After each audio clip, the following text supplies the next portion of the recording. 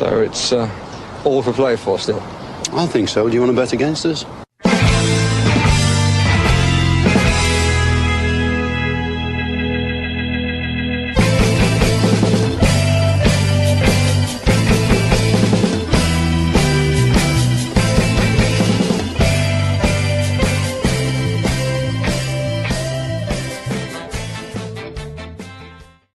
Morning, Aston Villa fans, and welcome to For the Love of Paul McGrath podcast, where I'm on the side of the screen again. I don't know why that keeps happening, but we do have a team.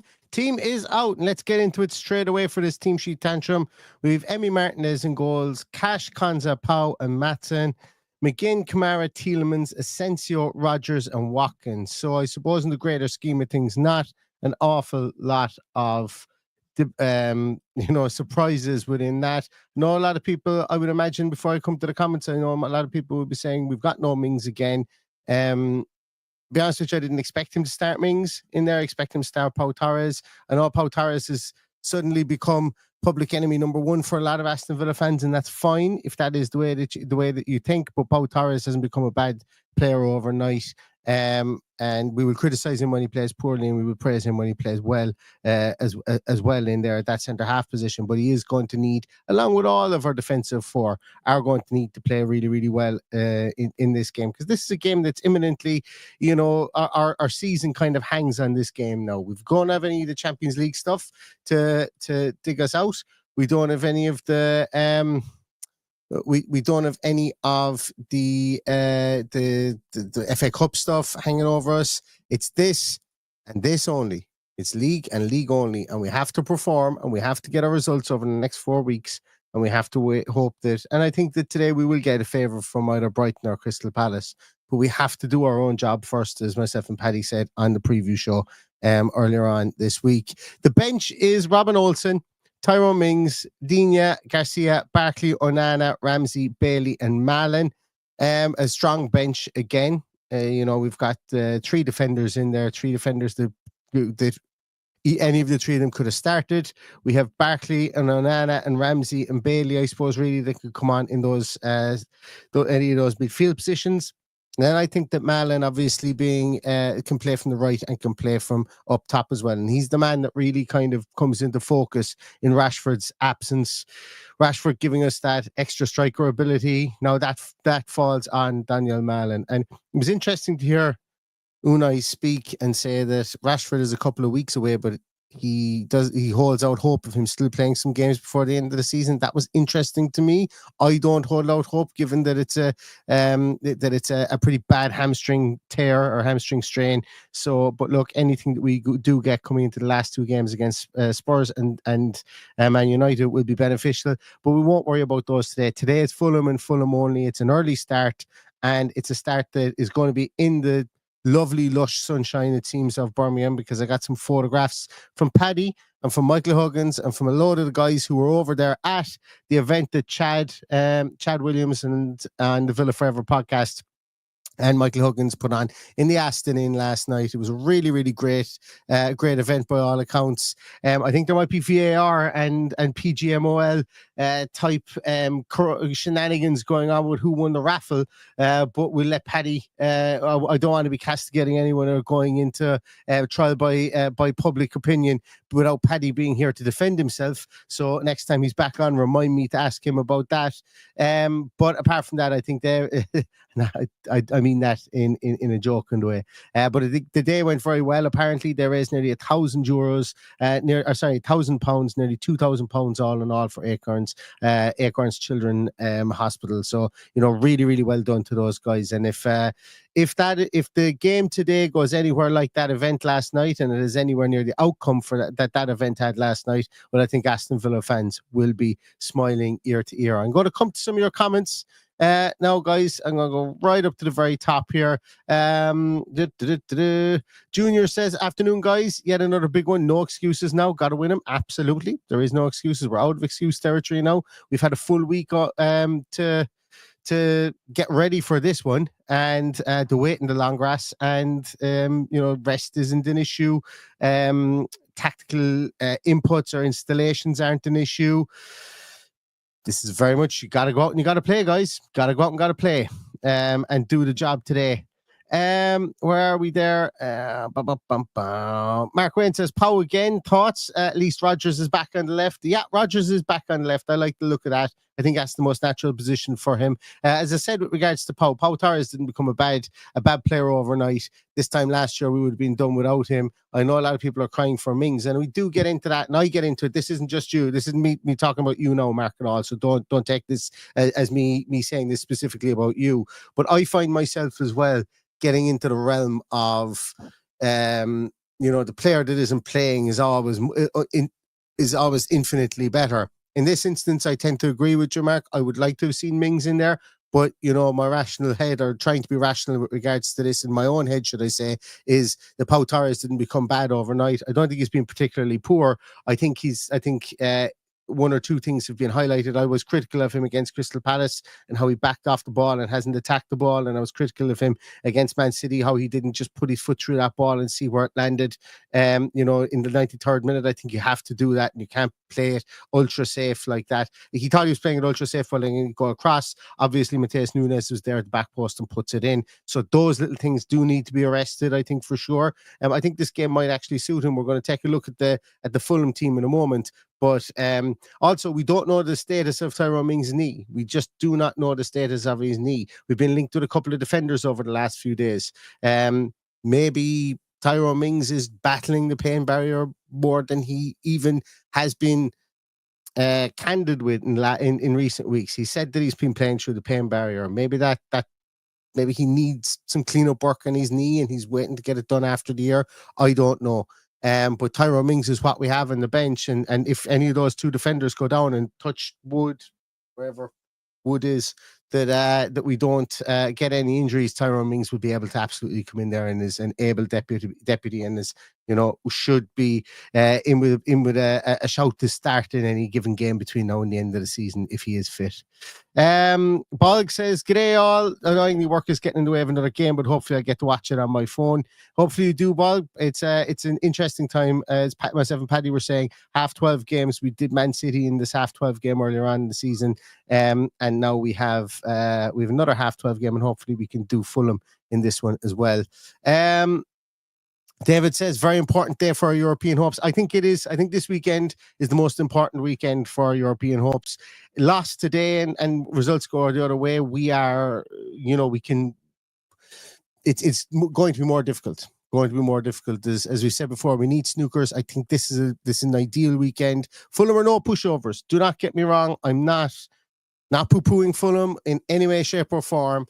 We have a good record against Fulham. We're playing at home. Unai Emery has 2.05 points per game played at home. That's what he wins. The next closest to him is 1.77. Thank you to Dalian Stackinson, to AVFC Stato for that one. We are formidable at home. We need to be formidable at home today. We need the fans to be formidable, to absolutely roar us onto victory today as well, which they will do.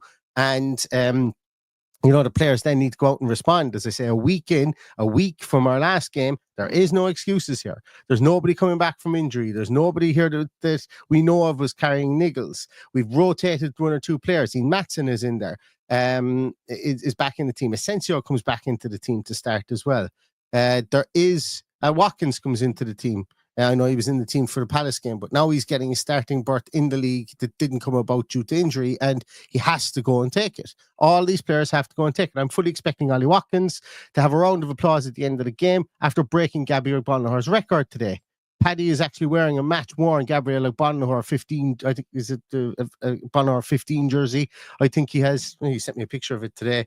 It's a really old match-worn one that he had, and I think he's wearing that to the game today, and he's doing the reverse psychology of wearing that and hoping then that Ollie Watkins breaks the record. And I think he will break the record today. I'm all about Ollie Watkins, as you guys know, and I'm willing him on to break that record. And if he does score today, 13 of his 15 goals this season have either put us ahead or leveled the game that he scored. So 13 of his 15 league goals have been consequential goals for us this season. I expect him and I want him and I need him to score a consequential goal or two today as well to get us over the line in this game. And once again, as I said, there's no excuses. Nobody can say that they could feel hard done by. There's no Martin Samuel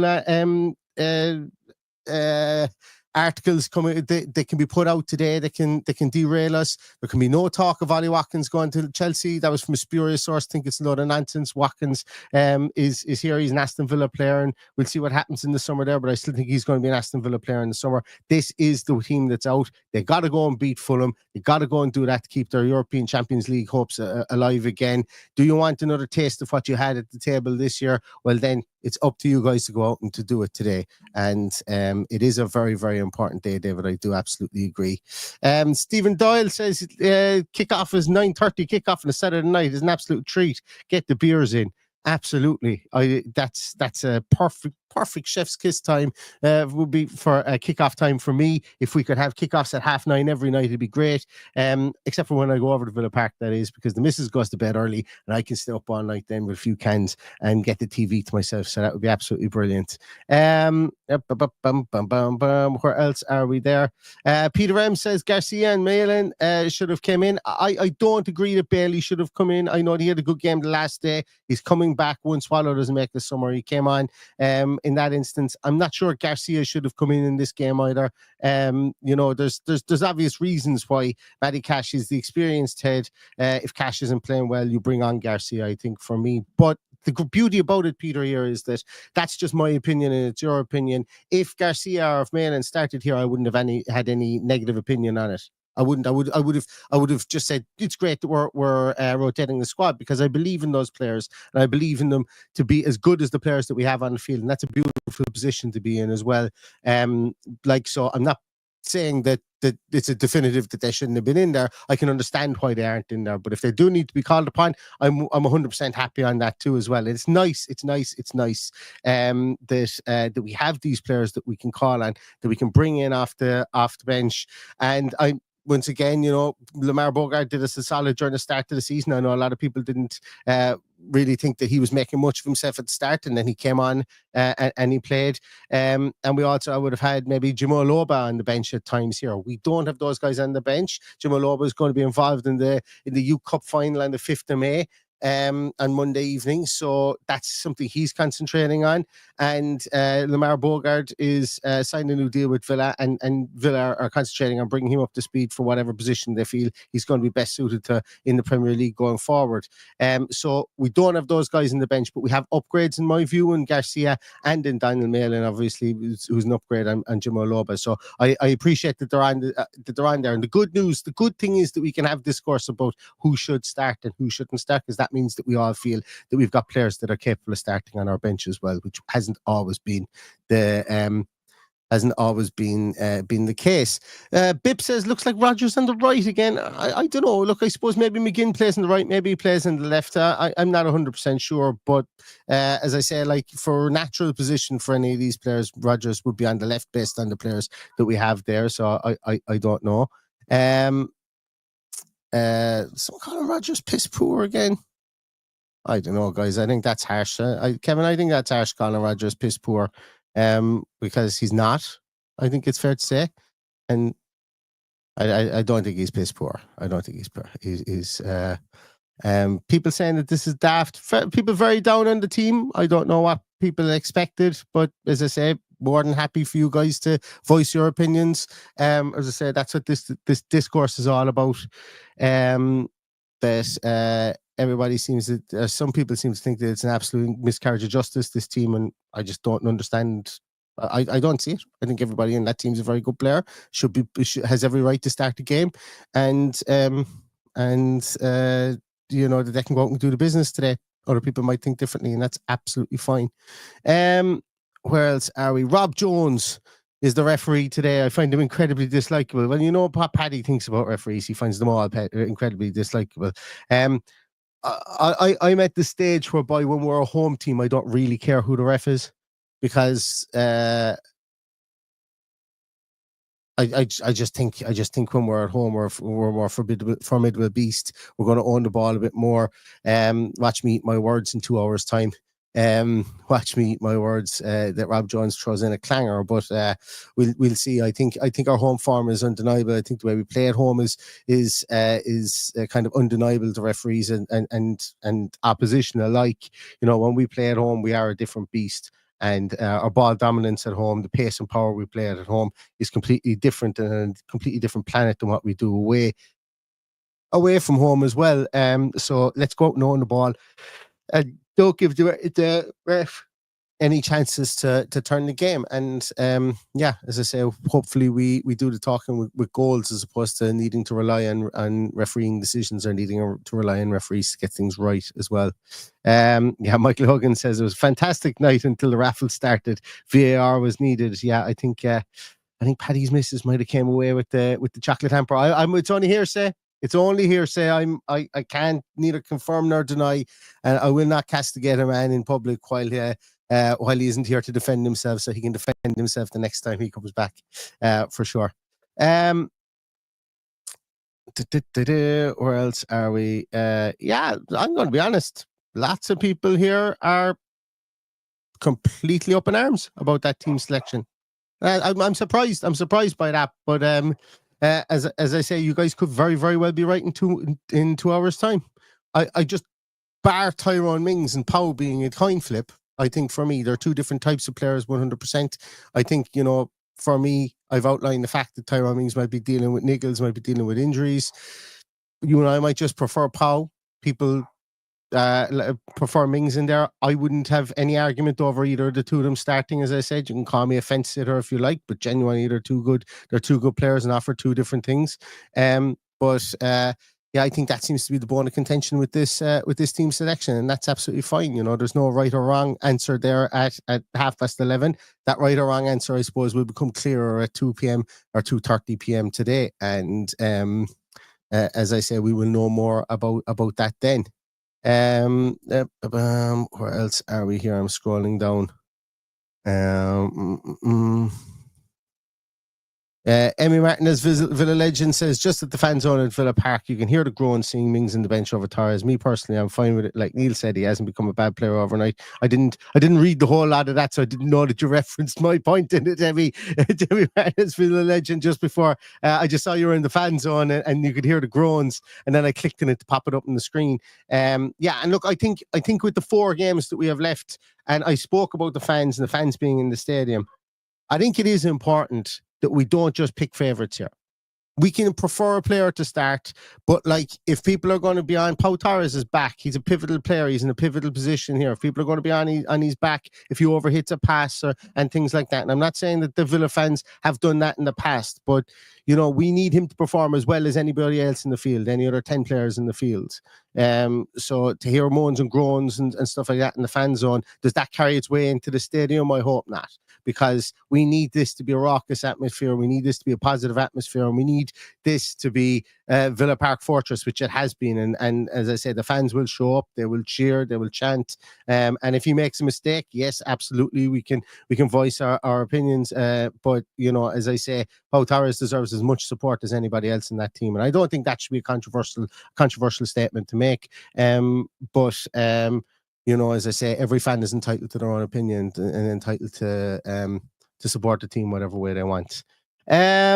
Spicy Pricey says today is going to be Ollie's day. I think so too. I'm not hoping Ollie scores. I'm expecting Ollie Watkins to score a goal today. If he's as full of piss and vinegar as Martin Samuel said that he is, and I just said, I have a bee in my bonnet over that, guys. I will reference it nearly between now and the end of the season. I think it was almost editorial malpractice the way that they put the headline in on that article. It was just a joke shop, and it just goes to prove that some things like when you talk about some things being pre-decided and so on and so forth, maybe some things are people's opinions are being formed in the media, and then maybe sometimes that is actually true, and I just couldn't get my head around it. I'm expecting Ali to score today if he is as full of piss and vinegar as that article says, and just go out and do it. You've nobody in front of you now between now and the end of the season. You've 4 games this season. You've 15 goals. You could arguably get to 20 goals in the Premier League this season. Could arguably get to 20 goals, and you have to break Gabriel Bonlahore's record. You just have to go out and do it now. Go out and do it now so that you can play play free of that monkey on your back. Arguably, the last few weeks that we played of last season, there was a monkey on the back with regards to getting to 20 goals.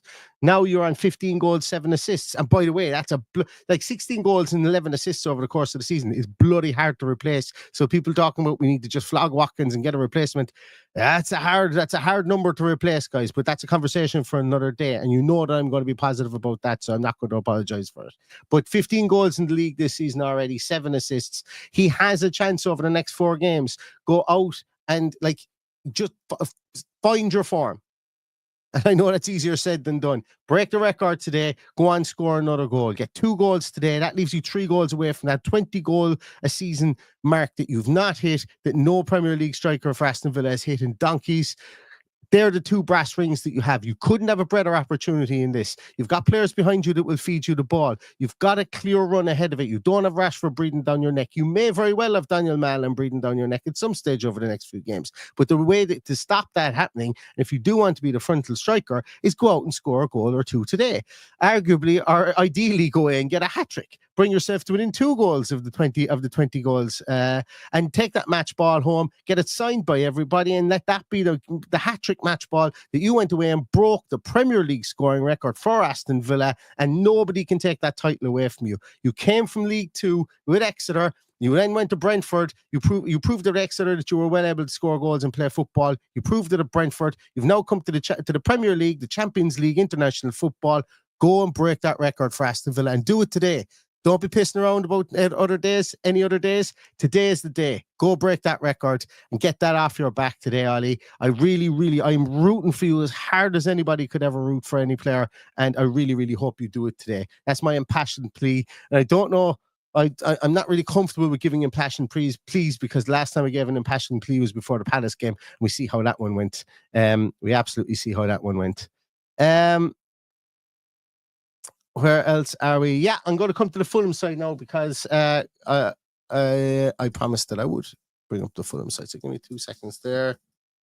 Fulham Football Club. Where are we? Here we are. So Fulham have Leno on goals, Tete, Anderson, Bassi, and Anthony Robinson is back. I thought Anthony Robinson might have been done for the season, but he's back in there at left back. Sander Berger and Sasa Lukic, so they're going to try and kick lumps out of Asensio and our 3 behind the striker there with Berger and Lukic. Ryan Sessegnon plays a bit further forward with Harry Wilson and Alex Iwobi looking to get a bit of pace in there, and then up top is going to be Raul Jimenez as well. Their bench is Brenda, Castagnier, Cuenca, Reed, Carney, our old mate, Smith Rowe, Adama, our old mate, Willian, and Vinicius, should I say. So I think probably the one area I thought potentially that Adama Traore might have played this game, but they've pushed Ryan Sessegnon further forward. I know he's played further forward this season as well. There's somebody that I can't quite put my finger on as to who I thought might be in there, but isn't in there. I'm not sure that I just can't. There's something weird about the team that I expected someone else to be in there, but I can't remember who it was. So that's the team that we played today. Calvin Bassi and Joachim Anderson. Get in amongst those 2 players. We've had some favourable situations against Calvin Bassi before. Watkins has. I know Anthony Robinson is going to be a danger down that left-hand side. He does like to come forward. Kenny Tete, I mentioned previously, he's really come on as a player I really like, and I think he's available. I think he might even be available on a free transfer this year. I'm open to correction on that. But he is... He's somebody that Villa, when he first came into the league, Villa absolutely victimised him in that game where Conor Horan played really well. He has really come on as a player and solidified himself in the Premier League since then, and he's very good right back there as well. And as we know, Harry Wilson, goal scoring threat from free kicks, very, very good at deliveries of corners, crosses, whatever. Same with Alex Iwobi. Like Alex Iwobi is always that player that, whenever you ask players about who was the most skillful player that you played with at Arsenal, they would always say Alex Iwobi. And the same at Everton. whenever it was asked who's the most skillful player you ever played with, it was always Alex Iwobi. So he seems to be a player's player. If you're on the team with Alex Iwobi, players seem to love playing with you. And he's a good player, and he scored some vital goals for them this season as well. And then look, we know what Raul Jimenez does up top. He's going to be burly. He's going to get himself around the place. Not the most mobile guy. Came back from that career-threatening injury with his skull and his head as well. And we're going to need to be mindful of him as well, the Mexican. So that is the Crystal Palace lineup there. What do you guys think of it? Is there anything that really, really scares you with regards to that lineup, or is there any? Is there anyone that? Yes, that's the one. Rob Henry Pereira is exactly who I'm missing from that lineup. I thought Pereira would be in there maybe instead of Sessegnon, but that's exactly who I'm missing. No, Munoz is injured. I wasn't expecting Munoz to be in there as well, but it's as I say, he's injured, and I think he's probably gone for the rest of the season as well. But yeah, as I say, it's our record. Rich asks, what's our record, or what's his record like against Fulham? Ollie's, I don't know. If Stato is still in the chat, if Stato is still in the chat, then he might be able to tell us. But I know our record against Fulham is something. We've scored the most points against Fulham in X amount of time. I don't know what the timeline is. Probably since we came back to the Premier League under Dean Smith, I think we've scored the most points against Fulham. So let's hope we continue that today. And at home, again, I cannot stress, guys, we have not lost a match at home in 417 days. Does that sound right? We've only lost one match at home, in 417 days in the league. That's a long time. That's a long time to have this record. We have a brilliant home record. Do not piss it up against the wall today, Aston Villa. Let's go and let's take this. As I said, let's bully our way to the top of the queue. We win this game today. And 1-0 win is fine by me. A 3-0 win today is brilliant for our goal difference. Forest's goal difference and our goal differences are coming closer together, guys. There's only 7 goals in the difference. I know that might sound an awful lot, but we've 4 games to go. They've got Palace. They've got a couple of teams, dodgy teams that they need to play over the next few weeks that won't be easy for them. And he said, I think it's 7 goals. Once again, I'm speaking out of turn here without having stuff up here in front of me. Let me just debunk that if that is a correct or an incorrect statement I just made there. Yeah, it is. It's 7 goals. 7 goals. We're on +5. They're on +12. I know it seems like an awful lot, but win today at all costs, regardless of whatever. Win, that will plus our goal difference. And, like a game of golf, if you're chasing down the leader in a game of golf and they start hitting bogeys and you start hitting birdies, well, that's a 2-goal swing. That's a 3-goal. It could be a 3-goal swing, whatever the case may be. So you have to, I'm going to use all the cliches here now in one. We need to put on our own oxygen mask first. We need to get snookers from Crystal Palace, from Brighton, and from Brighton this weekend, which are very, very, very gettable snookers in the team of the World Snooker Championship at Crucible this week. We have a team that's going out in the field today, regardless of whether we think one player should be in front of another. We have a team here that's the envy of probably about 15 other teams within this league. We have players going out in this field today that are the envy of about 15 other teams in this league, and we need to go out and play like that. The team needs to go out and play like that. And we need to bully our way to the top of the queue. Winning today puts us on 60 points. A game ahead, with 1 game more played than Chelsea and Nottingham Forest. We would be 2 points behind Newcastle at that stage. Newcastle still have to play Chelsea in the coming weeks as well. So putting us in that position by winning today, preferably by a couple of goals, shrink that goal difference to Nottingham Forest, and just keep plugging away. There's nothing. It's like in a horse race as well. Having good chasers like being a good chaser is absolutely paramount. It's how you get to win things. Very few horses run off from the start.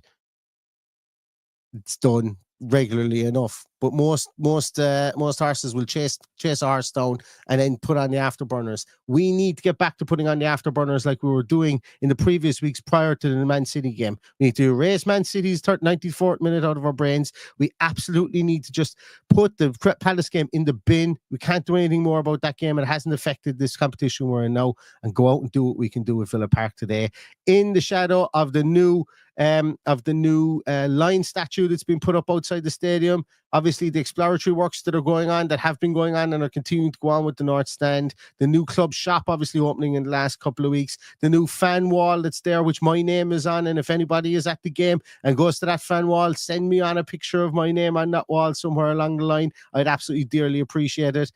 All this stuff is new. It's fresh, it's exciting, and that's the way Villa should be. They should be looking at this as an exciting endeavour today to go out and beat go out and beat Fulham today and bully our way into that queue again for Champions League.